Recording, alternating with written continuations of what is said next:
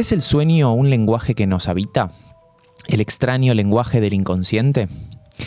En la particular topografía de los sueños, el tiempo, tal y como lo conocemos, no existe. No hay principio ni final. La profundidad o superficialidad de las cosas cambia su lógica diurna y damos pasos tambaleantes por sus calles con forma de nudo borromeo, haciendo movimientos que buscan cuidar la ligazón entre lo real, lo imaginario y lo simbólico. Hoy visitaremos el Valle Inquietante de los Sueños a través de dos películas: Pesadilla en Elm Street, de Craven, de 1984, y Pesadilla en Elm Street 2, La Venganza de Freddy, de Jack Sholder, de 1985. Bienvenidos una vez más. Buenas. Buenas. Bueno, hoy vamos a soñar. Ay, qué lindo. Yo te juro, este tipo es una de las personas más importantes de mi infancia. Cuando digo este tipo, me refiero a Freddy Krueger y un poco también a Wes Craven, obviamente. Ya lo dijimos en el capítulo 0 de esta, realmente. del Valle Inquietante. Es mi segundo padre. Para mí fue importante Freddy porque ahora vamos a hablar de soñar, pero primero tenemos que hacer tipo y sí, burocracia de fan. Es un sueño de la infancia. Claro. Para mí es un sueño de la infancia y por ella lo conté acá, pero voy a pecar de repetirme. Mi cumpleaños de 7 años. Mi casa en la que yo vivía cuando era chiquito era una casa grande que tenía un patio muy grande, entonces mis viejos no alquilaban saloncito de fiestas, esas cosas, porque estaba el patio de casa para... Claro. Había que ahorrar además.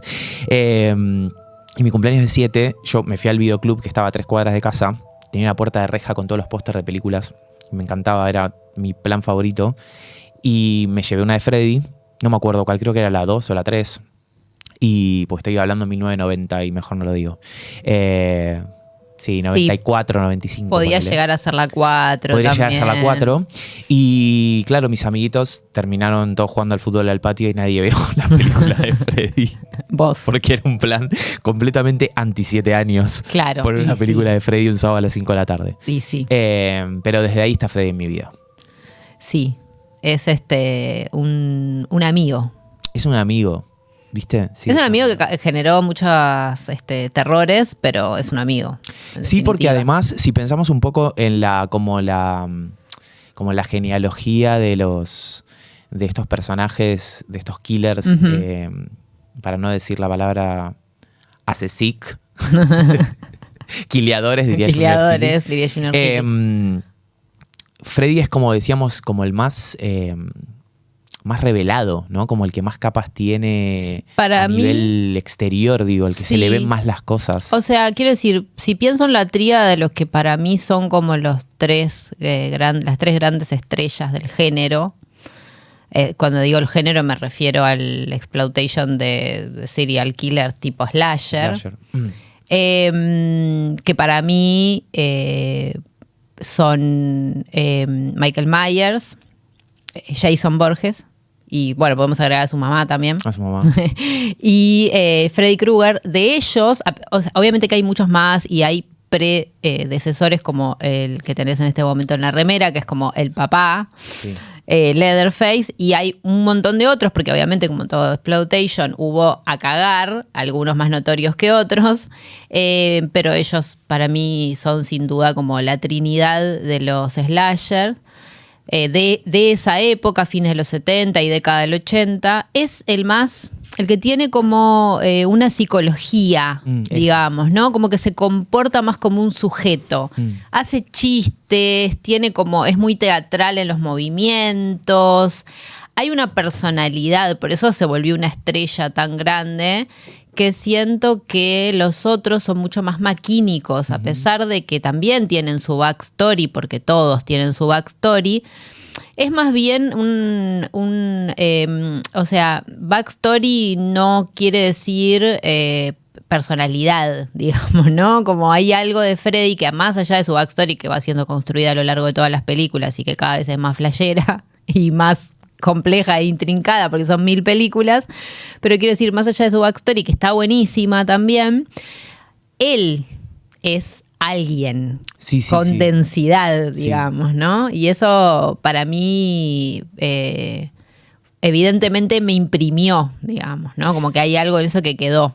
Sí, total. En ese sentido creo que tanto Jason de la saga de Viernes 13 como Michael de Halloween, además de un comportamiento más maquínico, tienen como...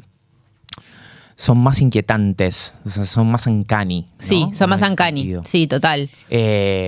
Entonces eso lo hace a Freddy. Bueno, el capítulo pasado que fue Bailar y que hablamos de las madres del dolor, que era una trinidad. Sí. Bueno, esta vez quizás son los padres del dolor. Y sí, yo creo que de alguna manera podrían ser como un correlato en masculino, porque encima tienen como unas cualidades que podríamos considerar como monstruificaciones de cualidades o características muy asignadas al masculino. Total, clásico. Y lo trajimos para soñar justamente porque, bueno, o sea, la película se llama Pesadilla.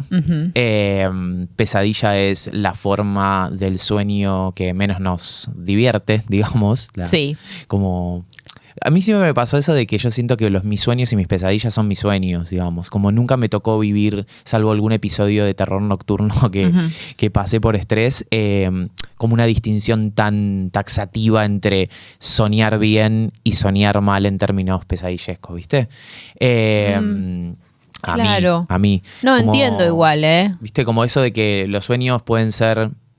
Son pesadillas cuando te pasa algo terrorífico en su contenido, ¿no?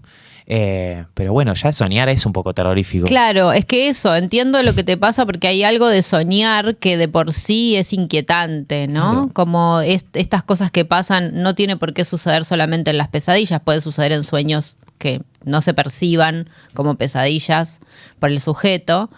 Que es que personas que son pero no son, lugares que son pero no son, que eso es muy de la definición de lo unheimlich, claro. Esto, ¿no? Como para hablar de lo inquietante o de lo que es como es familiar pero no termina de ser del todo, y eso sucede en los sueños, sean o no sean pesadillas. Por eso entiendo eso de, no sé si es tan fácil a veces, salvo algunos casos muy notorios para mí, es decir, para vos en este caso, distinguir un sueño de una pesadilla con tanta claridad, claro. En la mayoría de las oportunidades. Sí, entiendo, me pasa también.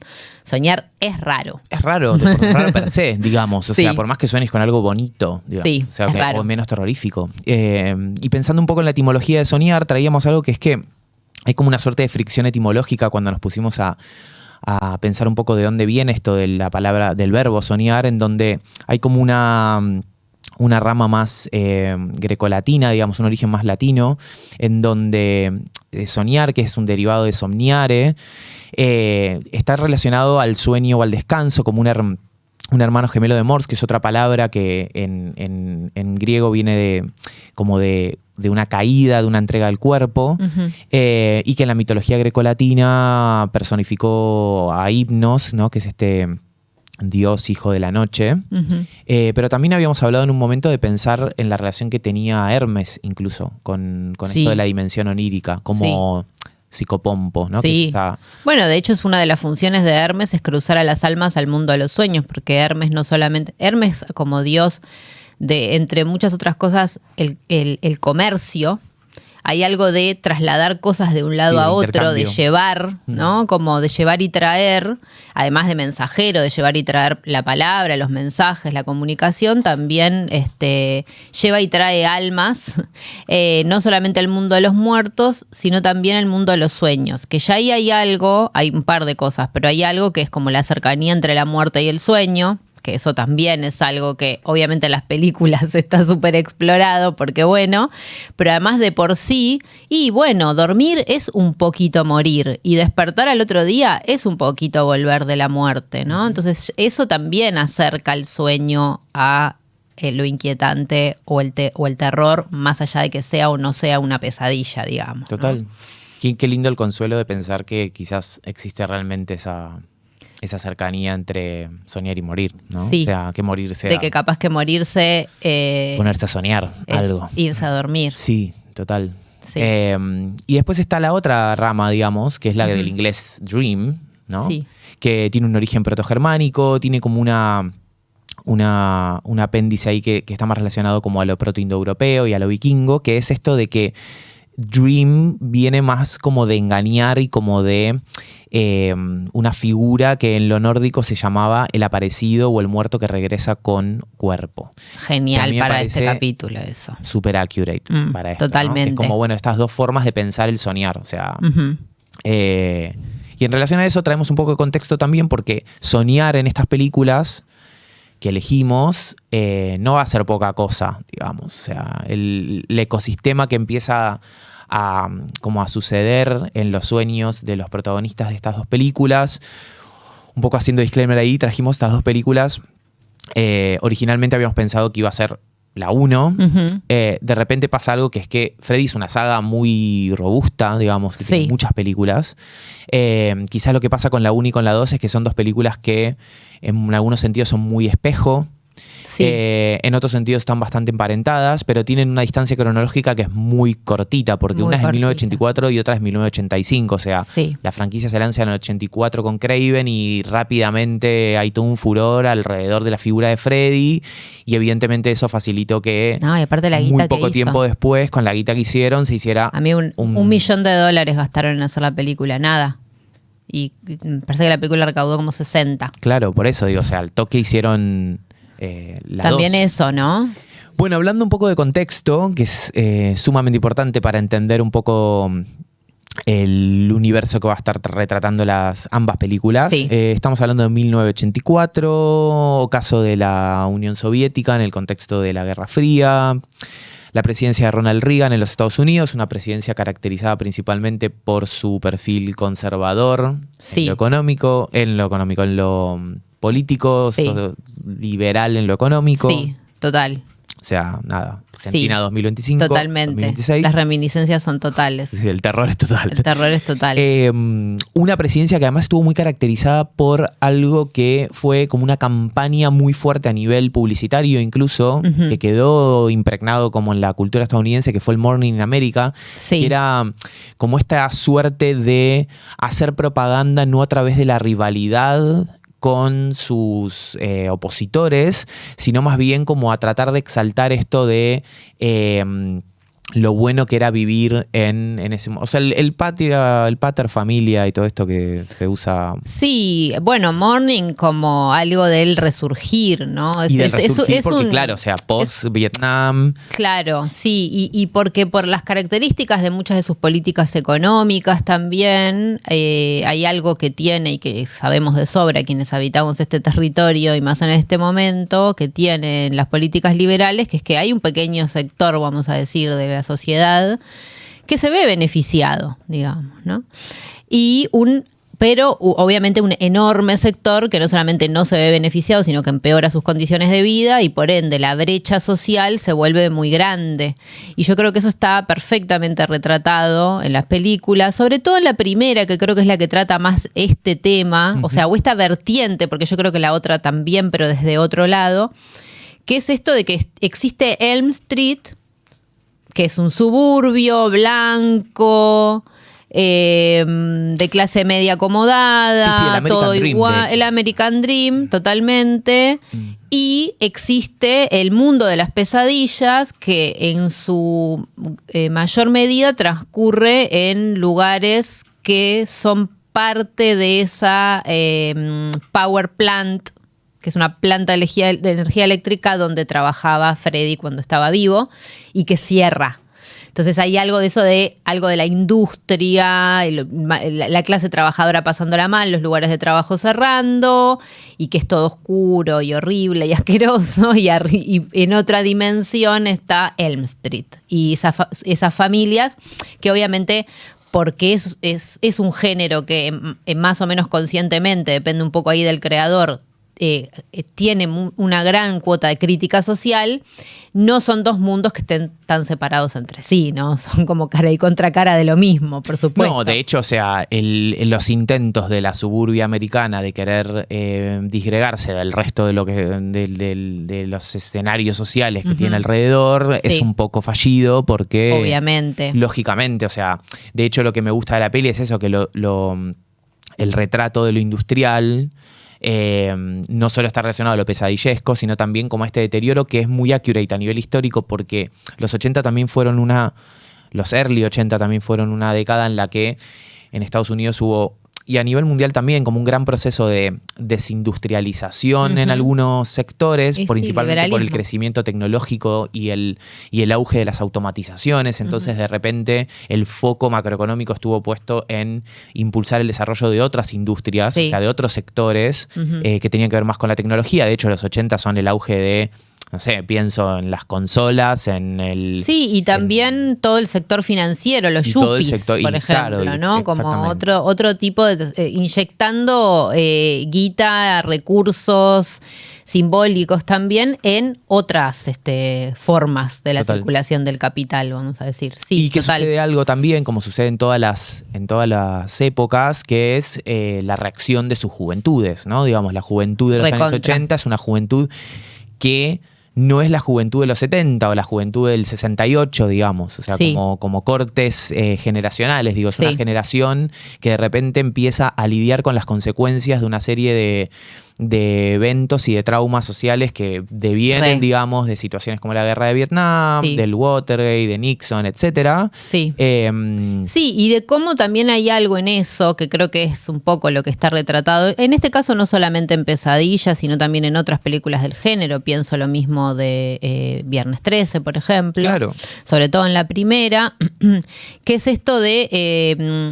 una generación rota cría pibes rotos también, ¿no? No se puede hacer un corte de Morning in America, de repente no pasó nada y ahora estamos todos bien, ¿no? Porque hay algo del trauma generacional, que eso es algo que se elabora mucho en esta peli, que sucede que se traspasa, que sigue, ¿no? Entonces hay algo ahí como de la violencia. A eso se le suma también todo el conservadurismo en términos sociales, la moralina, que eso es algo que se elabora mucho también en este género. Los que cogen mueren, los que se drogan mueren, los que son irresponsables mueren, ¿no? Como esa manera, pero que si bien ha sido muchas veces considerado eso una prueba de que este es un género o un subgénero conservador, yo creo que de cierto modo es un poco una crítica a eso, ¿no? Porque, bueno, nada, las consecuencias de toda esa derrotero de los personajes es siempre de una extrema violencia, donde muere casi todo el mundo, ¿no? Como que hay algo de eso que es como, bueno, las consecuencias de todo esto en definitiva son la violencia y la muerte también, ¿no? Y las consecuencias de intentar encapsular todas las cosas horribles y separarlas de la sociedad derivan también en la creación de estos monstruos, ¿no? Creo que hay una película de la época que serviría como un gran contrapunto, que ahora lo estoy pensando, que es Back to the Future, que es Volver al Futuro.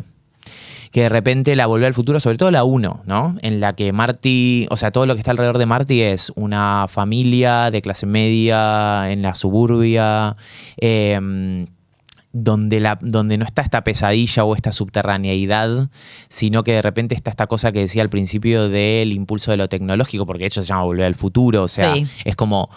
No sé, uno piensa en Volver al Futuro y piensa en la patineta que flotaba. Sí, digamos, obvio. ¿Viste? En el auto. Y en este como approach mucho más positivo de eso que estaba sucediendo, que no es justamente lo que trata Craven de mostrar en... Totalmente. Y que además hay algo de la...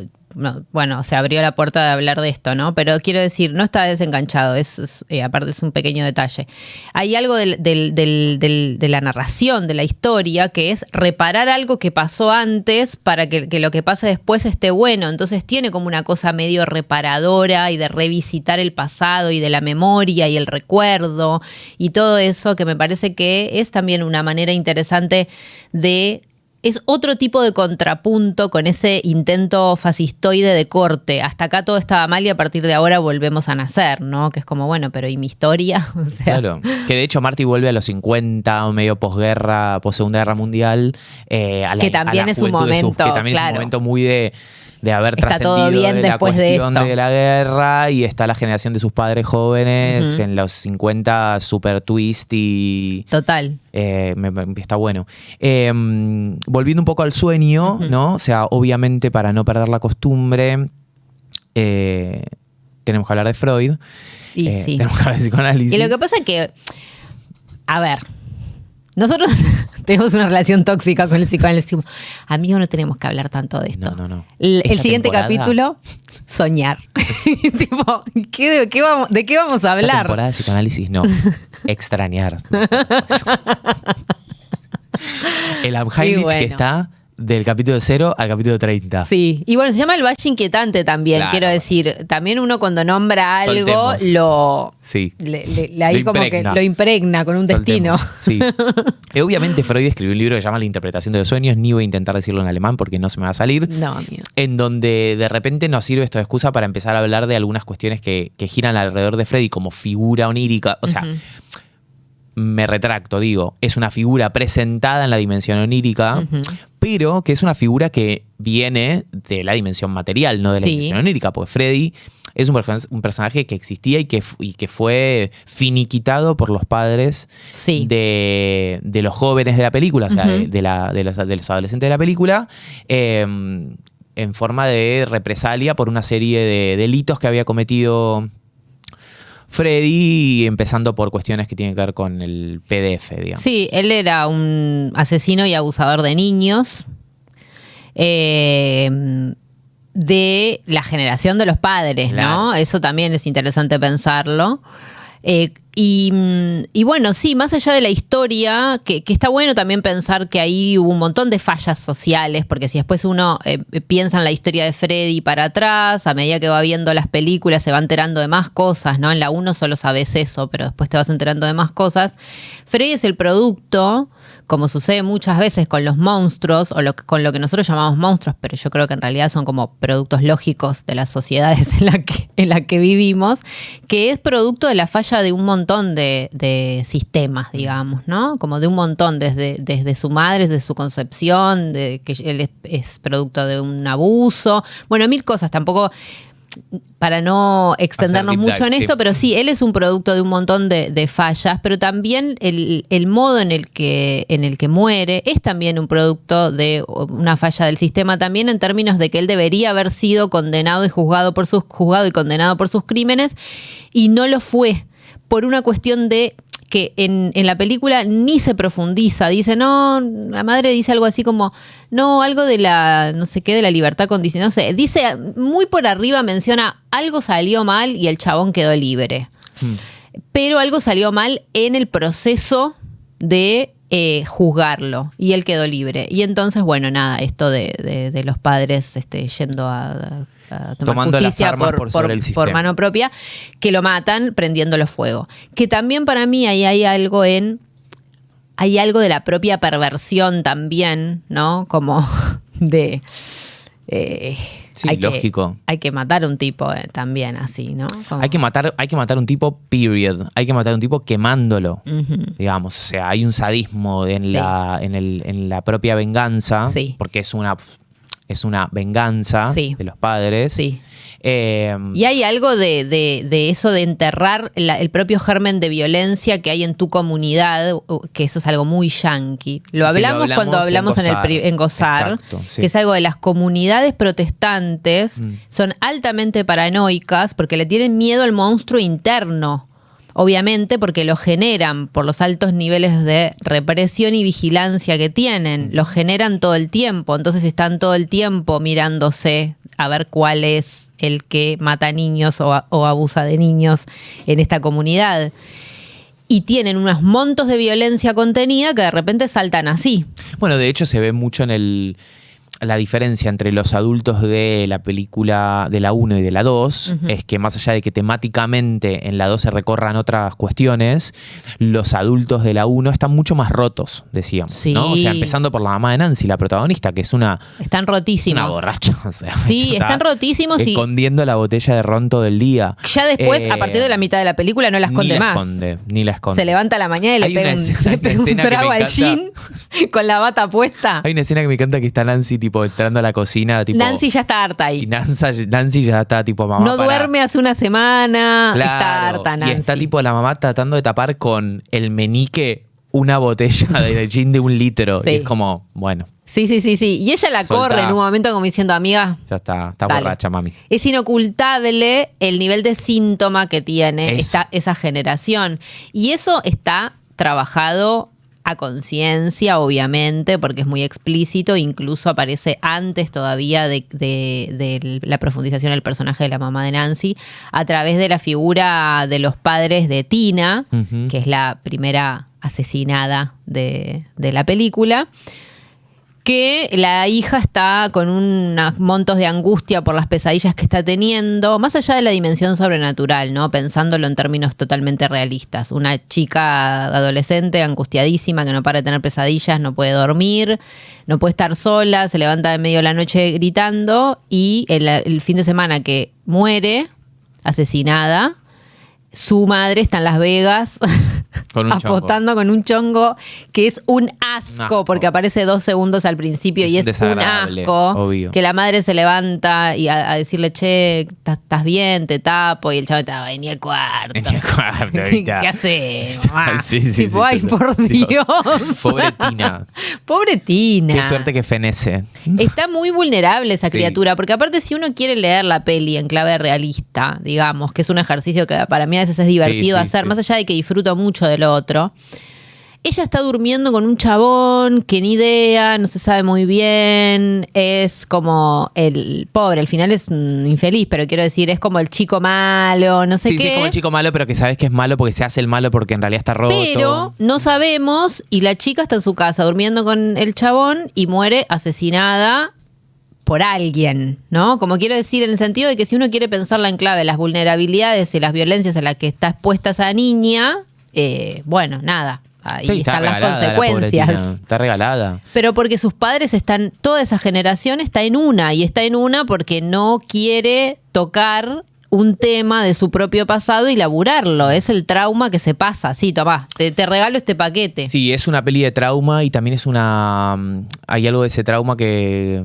me parece que está bueno, que es que la figura de Freddy empieza a ser una figura que condensa toda una serie de, no sé si decir arquetipos o de formas, de representaciones, sí. Que en términos freudianos es medio como la totemnización de Freddy, ¿no? Como esto de que de repente Freddy es este sujeto varón, figura tipo padre autoridad, padre castigador, trickster un poco, porque es como que es obviamente su pasado delictivo que lo configura en un lugar muy específico. Entonces empieza como a condensar, que es esto que Freud llama los 4 mecanismos del trabajo onírico, que me parece interesante, que son por un lado la condensación, en donde alrededor de Freddy empiezan a orbitar estas formas. Sí, Freddy sintetiza un montón de horrores sociales, personales, e incluso en Wes Craven también, a la hora de construir el personaje, cuando él habla de cómo lo construyó, ves que también es la condensación de un montón de cosas que a Wes Craven le habían causado miedo a lo largo de su vida, ¿no? Un chabón que cuando él era chico tenía un sombrero así, lo miró con una cara y entonces él le dio miedo,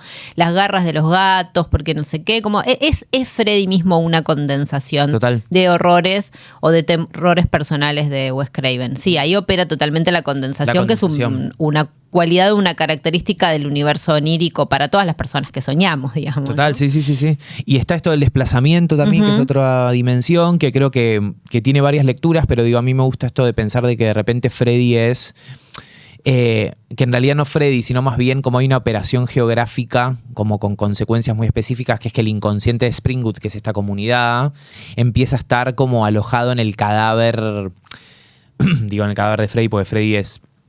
fenecido por los padres, pero resurge y retorna, ¿no? Compulsivamente como un fantasma. Que es también, ¿no? Está ahí como que también es el fantasma de la clase obrera, digamos. Obviamente también Freddy es el fantasma de la clase obrera. Freddy es una precaria. Freddy es una precaria. O sea, también es un abusador, pero es una precaria. Pero es una precaria, también. Obvio. Sí. Y además para mí hay algo interesante en el desplazamiento, que viste que el desplazamiento básicamente en el sueño es como ciertas cosas, vamos a decir, triviales o aparentemente triviales, están cargadas de un montón de sentido en el sueño, y cosas que son mucho más significativas, vamos a decir, están deslibidinizadas o no tienen esa carga de sentido, están corridas, digamos, las intenciones. Que justamente esto, bueno, esto es como un poco la tesis de Freud, que es para burlar la censura psíquica, que me parece genial esto, para hablarlo en paralelo con el cine de terror. que ahora lo mencionamos porque me parece genial, para burlar la censura psíquica, el aparato psíquico lo que hace es camuflar algunas cuestiones, digamos, para traficarlas, para poder pasarlas al plano de la conciencia más o menos, o que podamos más o menos traer algo de sentido de ahí, sin que despertemos, ¿no? Porque el contacto con lo real sea como algo que nos desconecte, digamos, ¿no? Entonces me parece muy interesante. Yo creo que el cine de terror en particular tiene un paralelo enorme con el mundo de los sueños. De hecho, hay una entrevista que veía el otro día donde Wes Craven decía, Wes Craven, que es muy inteligente, decía. Lo dijimos 4 veces, pero queremos que quede claro. No, es que vean entrevistas a Wes Craven, es espectacular. Es espectacular, sí. El chabón decía, así como las pesadillas son como las películas de terror de la psiquis, las películas de terror son las pesadillas de la cultura. Listo, o sea, como que él ahí entendiendo todo. Obvio. Y hay algo también de esto de las burlas a la censura, de hecho todo el tiempo, y a él le pasó un montón de veces, le pasó con las Last House on the Left, que en un montón de lugares nunca se pudo pasar entera hasta el día de hoy, no se pudo estrenar entera. Le pasó con Pesadilla y pasaba en general con el cielo, sobre todo con el exploitation así como tan visceral, tan gore, tan sangriento, digamos, ¿no? Como burlar las censuras para poder pasar igual un mensaje de alguna manera. Y creo que también está bueno eso porque hay otro trabajo que se hace en la estructura onírica, que es el de la figurabilidad, ¿no? Que acá quizás queda como muy explícito en Freddy de vuelta, porque de repente hay algo de como de esta amenaza, en términos freudianos, paterna, que retorna con todo este nivel de violencia y con este nivel de deuda que tiene la comunidad con esa figura, a través de un sujeto que está, que lo decíamos al principio, ¿no? O sea, que no está enmascarado, que está completamente revelado su daño, ¿no? Porque él se ve su piel quemada. Sí. Que tiene una mano que es un instrumento de afecto y que es un instrumento de castigo también y que es un instrumento de trabajo, la mano como dispositivo. Recontra. Que de repente tiene su guante y tiene una extensión de sus uñas, que decíamos también esto como de... Es medio... Sí, porque la película, o sea, la secuela de Pesadilla, que es Freddy's Revenge, que es una película que está mucho más queer-coded, digamos. Totalmente. O sea, mucho más no, o sea, es una película... Es que de hecho un poco, no sé qué te parece a vos, pero yo creo que la traemos un poco también por eso en el sentido de que está muy in your faces eso, digamos, claro. Ese laburo, ¿no? Sí. Me parece... Sí, y a pesar de que quizás se corre mucho de lo que después es la saga, y en ese sentido le ha valido también que, o sea, como de sus detractores, ¿no? Sí pasa algo que me parece que es muy accurate a nivel contextual, porque de repente no solo estamos en la 84 de Reagan, sino que de repente estamos en el 85 en un momento en donde, como en todos los momentos históricos, existe una casa de brujas de ese momento, y en ese momento eran los homosexuales y las disidencias sexuales y la pandemia del HIV. Claro, por la pandemia del HIV, que en ese momento, incluso el año 85 es re bisagra en ese sentido. Súper bisagra. Porque hasta el 85, la clase política, Reagan a la cabeza, pero en general, no se mencionaba públicamente, algo que ya era muy masivo y que estaba generando un montón de conflicto social, también por esto de la separación, la discriminación social, la del no saber qué poronga estaba pasando. Y en el 85 muere, ahora no me puedo acordar el nombre, pero es un actor. Hudson. Ahí está, exacto. Bueno, que era amigo de Reagan, y es en ese momento que se empieza a hablar un poco más políticamente del asunto, a mencionar, a difundir algo de las investigaciones, a ponerle algo de guita a las investigaciones, y ahí se empieza a mover un poquito, porque de hecho ahí te das cuenta cuando la política pública realmente funciona, alguito empieza a pasar, ¿no? Creo que son un par de años después que empiezan a aparecer como los primeros ensayos de tratamientos, digamos, ¿no? Sí, de hecho lo de Rock Hudson es significativo, primero porque Rock Hudson era... Sí, un Hollywood clásico, o sea, Hollywood clásico total. Hollywood clásico, o sea, él y James Dean, que de hecho están juntos con ellos dos, y Elizabeth Taylor, una película que ahora no me acuerdo el nombre, pero que es larguísima y preciosa, como del Midwestern y de no sé qué. ellos eran ese tándem como de celebridades, como si fuesen Brad Pitt, Angelina y no sé. Claro, George sí, Clooney, era una belleza clásica de Hollywood, varón. Era una belleza clásica y era una figura muy importante porque también, o sea, la Hollywood de los 40 se encuentra en una Hollywood donde los actores varones eran todos trolos.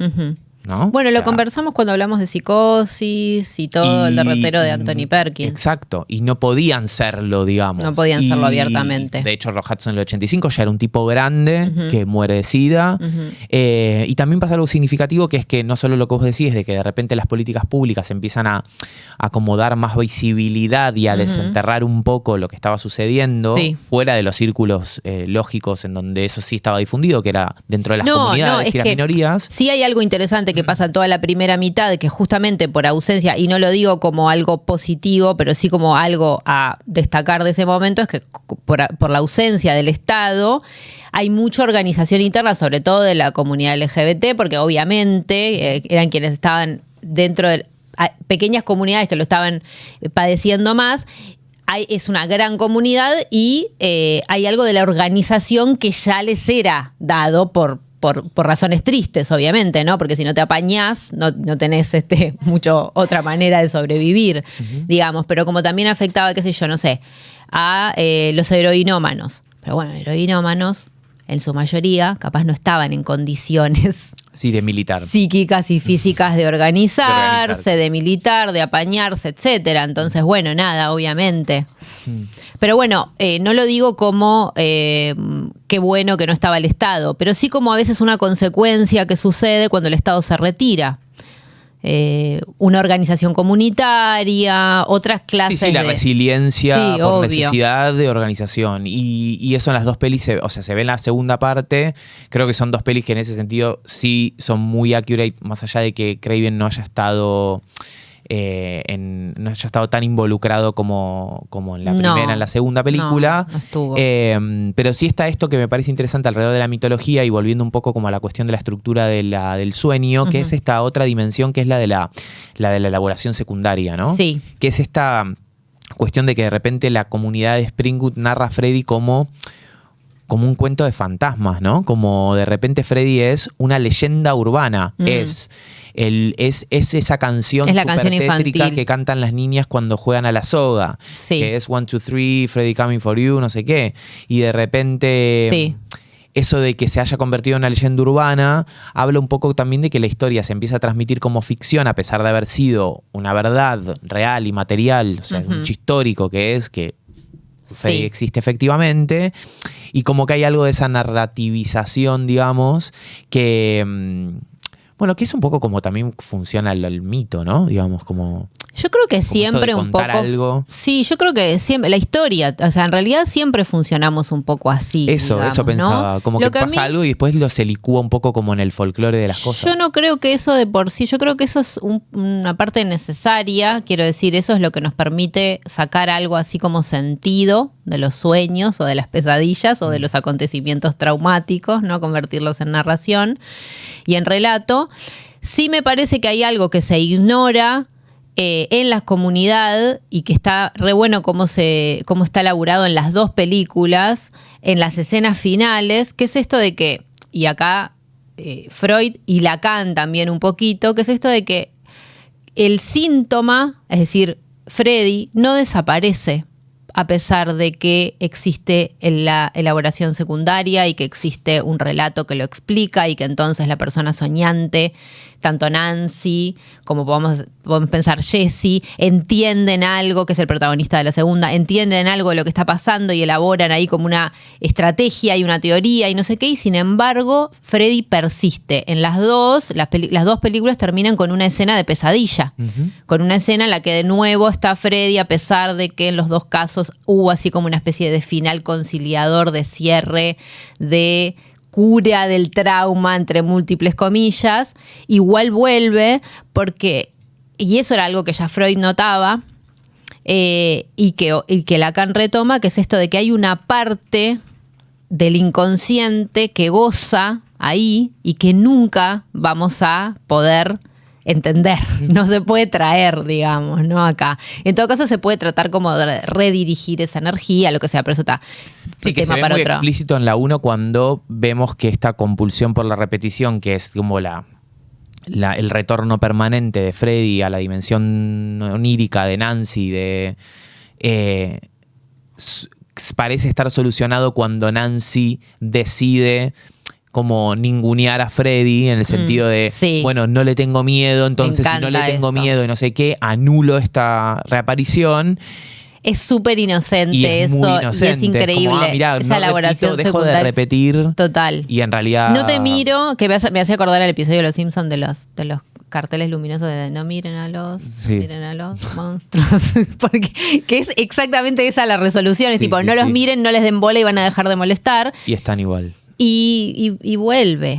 Y vuelve Porque, bueno, nada, es un síntoma del trauma colectivo también, ¿viste? Como que hay algo de eso que no es si no le prestas atención, desaparece, ¿no? Como justamente lo contrario. Me parece que ahí ella está un poco no sabiéndolo, porque igual ella hace cosas muy espectaculares en la película, ¿eh? O sea, como es increíble ella como protagonista, es lo más.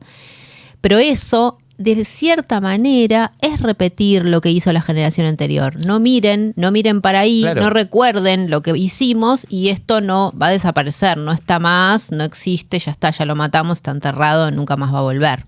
Y bueno, en realidad además pasa algo anterior, que es que, o sea, Freddy se inmiscuye, o sea, Freddy se nutre, digamos, de ese miedo, vive en la dimensión onírica, porque al fin y al cabo la dimensión onírica es, en principio, la única en la que estos padres, la de sus hijos, no tenían agencia, digamos, porque en el reducto que es la habitación de un adolescente como único espacio de intimidad, vemos en la película que eso también se ve corrompido por la hipervigilancia de los padres en las dos películas. En la 1 a través de este enrejado en todas las ventanas que termina poniendo la mamá de Nancy para protegerla.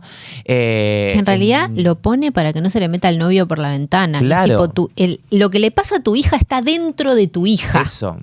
Que eso es tan de conserva, tan de conservador, chato y llano de manual, que es tipo, el problema de tu hija no es que el noviecito se le meta por la ventana, eso es lo que está bien de la vida de tu hija. Eso es lo único que está bien. Que alguien la quiere como para treparse y entrar a la ventana, ¿entendés? O sea, lo que está mal con tu hija está dentro de tu hija. ¿Qué vas a hacer? ¿No? Como que no le puedes poner rejas adentro para protegerla de ella misma, digamos. Porque ahí Freddy un poco es una representación también como de las propias cosas que están adentro de uno, con las que uno no se lleva bien. No, y además porque Freddy lo que hace es invertir un poco una lógica en la que uno pensaría que el sueño es el guardián del dormir y de repente pasa todo lo contrario, que es como... No, obviamente, es un revelador. Es un revelador, claro. Hay una cosita que dice Andu Furmantel en este libro que se llama Inteligencia del sueño, fantasmas, apariciones e inspiración, que es buenísimo.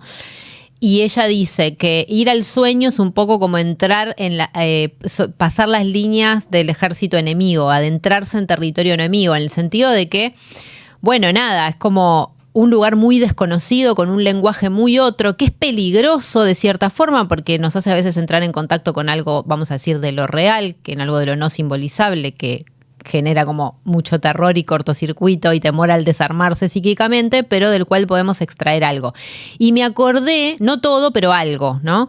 Y me acordé de esto de Hermes, hablando de Hermes como psicopompo, que es que Hermes es el que acompaña al papá de Héctor, a Príamo, a la noche, lo lleva al campamento, durante la guerra de Troya, lo lleva al campamento aqueo, que es territorio enemigo, para que él pueda hablar con Aquiles, que fue el que mató a su hijo, y convencerlo de que le devuelva el cuerpo ultrajado de su hijo, porque Aquiles, además de matarlo, estaba con un frenesí del horror y lo estaba arrastrando ese cadáver hacía días y días.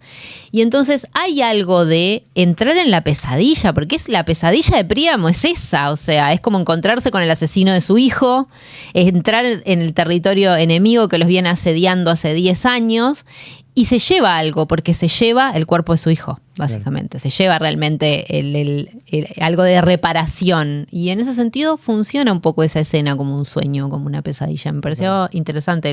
Lo pensé cuando leí eso de Anne. A mí me gusta mucho cómo están mostrados los sueños, porque Craven hace algo que quizás no... Ahora nos metemos un poco más en la 2, pero digo...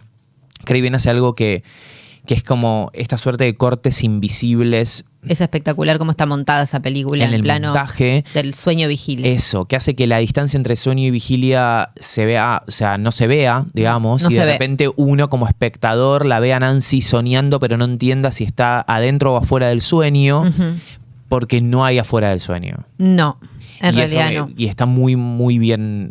Sí, es muy bien espectacular. construido. La Eso me escena de parece que se duerme en el colegio, ella Esa es es la mejor escena de la increíble, película, es la mejor escena de la Muy película. buena.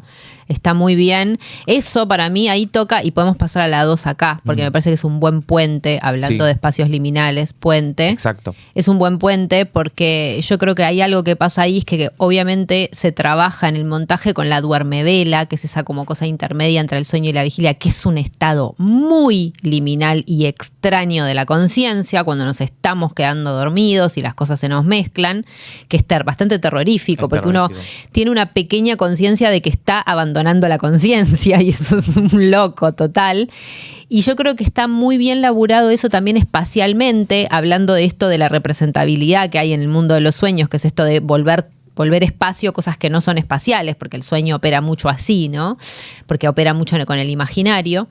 Que es que los sueños son muy pasillescos, que son esos espacios transicionales, ¿no? Que no son un lugar en sí, sino que son un lugar de pasaje. Yo creo que para pasar a la 2 es como duermevela, límite entre el sueño y la vigilia, pasillos, lugares liminales y entidad queer. Total. Que este es tipo, hay un hilo de continuidad Total. ahí. Sí, porque de hecho ya lo hablamos cuando hablamos de Queer, Ujú. que Sí. vimos ahí, hablamos de I Saw the TV Glow, que Sí. es una película súper liminal. Sí, súper liminal. Súper lineal, o sea, todos sus escenarios son como Recontra. no estás en ningún lado y estás en todos lados. Sí. Medio dreamcore un poco, Sí, medio backrooms. Sí. Y creo que en la 2 también pasa eso porque la liminalidad que es para Jessie su identidad, vamos Ujú. a decirle, Sí, ¿no? sí. Porque como para resumir, Jessie es el protagonista, es la Scream Queen de la Sí. segunda parte. Está bueno mencionarlo así como para entrar, que existe este documental. Exacto. Existe un documental sobre Mark Patton, que es el actor que encarna a Jesse, que es un documental que se hizo en el 2019 y es un poco la experiencia, vamos a decir, traumática y caótica que fue para él haber Sí. participado de esta película Sí. como identidad queer en Totalmente. la vida real. En ese momento histórico. En ese momento histórico, en una carrera que después de su presencia en Freddy se viene muy abajo. Ujú. Y creo que Sí. es muy interesante porque dialoga mucho también con cómo se estaban presentando esos cuerpos y esas identidades en el cine en ese momento. No, y con Eh, algo que me parece que es una violencia que debe ser muy habitual, que es que él, por lo menos su experiencia de la película es de la violencia del empujar afuera del closet, ¿no? Que es un poco una de las violencias que él padece en esa película, sin que nadie se haga cargo, ¿no? Porque el guionista nunca, hasta mucho tiempo después, vamos a decir, no asumió haber escrito esa historia a conciencia de lo que estaba diciendo, cuando es como, dale. Sí, es la Dale, película amigo. más gay de la Es historia. la película más gay de la historia de la humanidad. Totalmente. O sea, No hay pasa manera todo. de decir O sea, que no te diste cuenta. No hiciste. Si no sin te diste querer, cuenta- ese primer plano de un culo cerrando un chiffonier cantando pop a la luz de las velas. No O sea, matás a un tipo dándole toallazos en el culo. Claro. En un vestuario era de un completamente colegio y innecesario es un entrenador el de leather fútbol. bondage en la película, sí, no Dale. era una película gay. Es una O sea, fantasía constante. constante. Es una fantasía gay constante, Sí. sin parar, que probablemente sea la propia fantasía del guionista que no puede Exacto. él mismo Elaborar él- su propia. Probablemente él estuviese teniendo esa visión pesadillesca de su propia identidad, y en vez de poner su propio cuerpito en eso, puso el cuerpo de este Mark pobre chaboncito, Sí. que no estaba en esa ni ahí. No. No, porque a pesar de ser un chico gay, no. Pensemos que era 1985, pensemos en el Obvio. contexto del que hablamos, o sea. Obvio. Y de la nunca historia fue de él, fácil. familiar también, de una familia Exacto. súper conservadora religiosa. Una familia conservadora. Nunca fue fácil salir del closet en ningún momento histórico, ni siquiera en el contemporáneo. A pesar de todo lo que uno creería que se avanzó, Sí, lo que sea, obvio. sigue siendo un drama para muchas identidades y para muchos cuerpos. Pero en la película, además, esto está como es exploitation también, o sea, está Es súper totalmente explotada exploitation, totalmente. y Freddy acá no opera tanto como en la primera parte, como un sujeto que está en los sueños generando, o sea, intentando romper la barrera entre el sueño y la vigilia para vengarse, sino más bien poseyendo el cuerpo de Freddy. Sí, es más una historia de posesión. Que es más una historia de posesión. Sí. Exacto. Que me Está parece elaborado el sueño eso. igual en un par de momentos interesantes, pero igual para mí, sí, yo creo que hay algo, obviamente, si bien es una historia de posesión, hay algo que comparte con el sueño, más allá de las escenas donde se trabaja algo del sueño, que es o del sonambulismo, si se quiere, que es esto de lo liminal, ¿no? Como que él está en un momento liminal de su propia identidad, entre ser él, vamos a decir entre comillas Jesse, y ser Freddy, digamos, ¿no? Como que ese cuerpo está haciendo un territorio, o una batalla o una disputa de identidades, si se quiere, ¿no? Sí, porque de hecho es empujado a salir de ese closet, pero en realidad en el contexto de la película la liminalidad está en que él no puede ni ser lo que se espera de un cuerpo codificado como masculino en la matriz de la suburbia americana, ni puede al mismo tiempo ser full trolo. No puede tampoco. Por eso lo vive.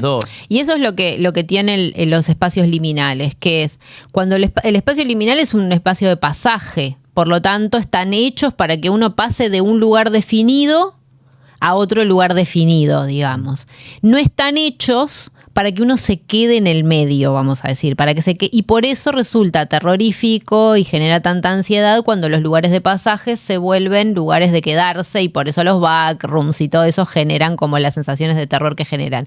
Pero en realidad yo creo que ese es un terror totalmente heterosexual. Totalmente heterosexual. De la cultura heterosexual. En eso de que es o sos esto o sos lo otro. No podés ser como otras cosas que habitan otros lugares. No puede ser el pasillo. Tiene que ser la habitación heterosexual o la habitación full, no sé, qué sé yo, ciertas cualidades o características de lo homosexual, digamos, ¿no? Por eso digo lo queer en términos generales, como algo más de lo fluido, si se quiere, ¿no? Porque quizá hubiese sido una respuesta para Jesse que alguien o él mismo pudiese ver como que quizás sí podía vivir en un estado intermedio entre ser Jesse y ser Freddy. Claro. Digamos, metafóricamente, ¿no? Porque tal vez sí eso es vivir también, ¿no? Como el tema era como él lo estaba experimentando, como algo de mucho padecimiento. No solo como él lo experimentaba, sino también como como quienes satelitan alrededor de él acompañan esa situación. O sea, por eso también es muy clave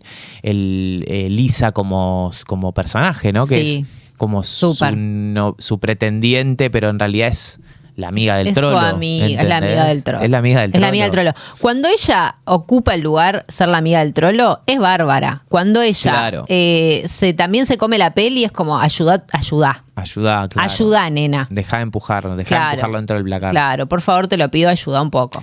Bueno, en ese sentido, entonces, como para ir un poco cerrando, más allá de que en la segunda parte soñar no sea necesariamente lo que es en la primera, creo que en ambos lo que parece es que al fin y al cabo estamos como retratando la historia de una generación que empieza como a descubrir que mientras duerme se pueden revelar las cuestiones que estaban enterradas de su familia, de su cuerpo social, de su comunidad, y cómo lidiar con eso.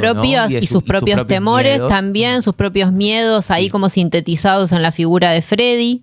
Para mí, en las dos películas pasa esto re interesante, que es como que hay algo del malestar social o del síntoma social que están depositados en algunos cuerpos y en las vivencias de algunos sujetos, pero que son colectivas, y en eso, para muy poquito, para correr un poco el psicoanálisis, hay otras maneras de pensar los mundos de los sueños que están un poco sugeridas en la primera, en una conversación que tiene Nancy con Glenn, que es su novio. Que es Johnny Depp. Que no había hecho nunca nada en su vida, era la primera cosa que hacía, que le dice, leíste algo sobre cómo sueñan los balineses y los sueños lúcidos.